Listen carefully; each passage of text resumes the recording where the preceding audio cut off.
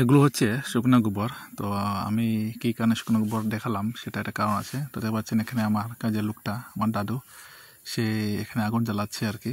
এই শুকনো গোবর দিয়ে কিন্তু আমি আমার খামারের মশা মাছি তাড়াই আর কি।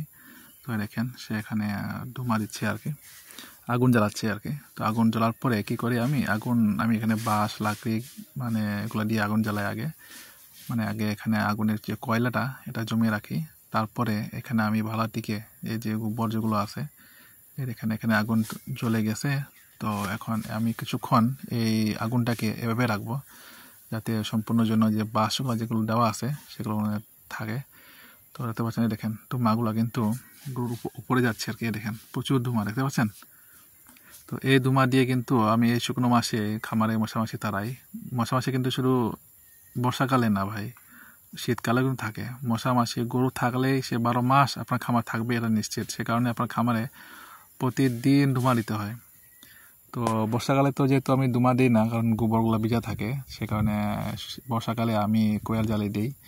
তো মশারি থাকে, মশারি দিয়ে দেখে দিই। আর শীতকাল আসলে এরকমই আমাদের তার যে গোবরগুলা, যেহেতু এগুলা যদি একটা জায়গায় রাখি, আর এখানে এখানে রাখা আছে, এখানে রাখলেই সেগুলো শুকিয়ে যায়। এগুলোই কিন্তু আমি আগুন জ্বালাই। তো আগুন যে জানেন তো আগুনের তাপমাত্রা কী পরিমাণ। আগুনে একবার যে জিনিস পুড়ে সেটা সেটা বিজায় হোক, কলা গাছই হোক, সেটা সম্পূর্ণ জ্বলে যাবে। তো সে কারণে আসলে আমি প্রতিদিনই শীতকালে আমি গরুগুলোদেরকে তাদের গোবর দিয়ে কিন্তু আমি মশামাছি তাড়াই। তখন আপনার চেষ্টা করবেন গরুর যে গোবর যেগুলো আছে এগুলো তুলে শুকনো একটা জায়গায় রাখবেন, যেখানে রোদ রাখে সেখানে রাখবেন। রাখার পরে 2-3 দিন রাখবেন, বেশি রাখার জন্য 2-3 দিন পরেই রাখবেন। এগুলো আপনি যখন এভাবে এই বাঁশ লাগিয়ে আগুন জ্বালাবেন না, সেটার উপর যদি রাখেন না, সেটা অটোমেটিক জ্বলে যাবে, সারা রাত জ্বলবে। তো এই দেখেন আমার দাদুটা কষ্ট করছে বেচারা, বয়স অনেক হয়ে গেছে।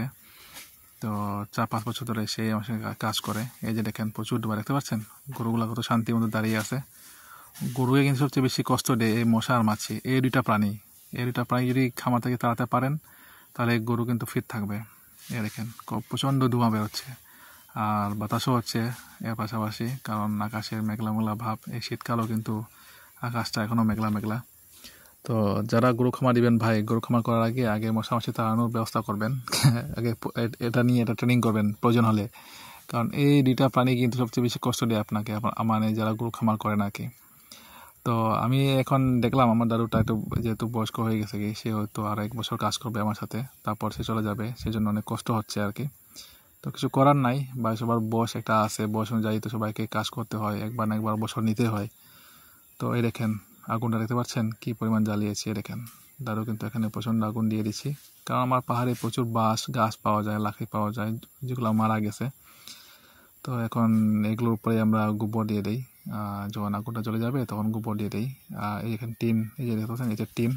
ওই দেখেন উনি এখন গোবর দিবে, এই দেখেন গোবরটা এখন দিচ্ছি আর কি আমি। এই দেখেন এই গোবরগুলো এখন দিচ্ছি, যাতে এখন এগুলোর উপরে আরও অনেকগুলো গোবর দিব, যাতে যাতে আগুনে জ্বলে যায়। বলতে পারেন ইট ভাটা যাবে, ইট তৈরি করা হয় সেই মতো আর কি। দেখেন না, ইটগুলো তো পানি দিয়ে ভিজিয়ে সেগুলো সম্পূর্ণ ভিজা থাকে, তারপরেও কিন্তু আগুন জ্বালা সেগুলো সম্পূর্ণ জ্বলে যায়। গোবরও ঠিক সেরকমই। গোবরে আপনি এভাবে করবেন, আগুন দিবেন এক সাইডে। দেখেন উনি গোবর নিচ্ছেন আমার দাদু। তো উনি এই যে গোবরগুলো দেখছেন, এই দেখেন গোবরগুলো মাত্র আমি 5-6 দিন আগে আমি আমার গর্ত আছে, গরুর যে গর্তটা, যেখানে গোবর ময়লা পায়খানা সব এখানে পড়ে, এখানে তুলে এখানে রেখেছি, সেটা সম্পূর্ণ শুকিয়ে গেছে। তাও আবার পুরোপুরি শুকায় না কিন্তু, হালকা হালকা জাস্ট পানিগুলো বের হলেই হয়েছে। দেখেন কি পরিমাণ আগুনটা, এবার দেখতে পাচ্ছেন। এখানে আমি 5 থেকে 6টা পুরো লোড দিয়ে দিই আমি, পুরো লোড। মনে করেন যে সন্ধ্যা 4টা বিকাল 4টা থেকে জ্বালে থাকি, এমনকি সকাল 7টা পর্যন্ত আগুনটা জ্বলে থাকে কিন্তু।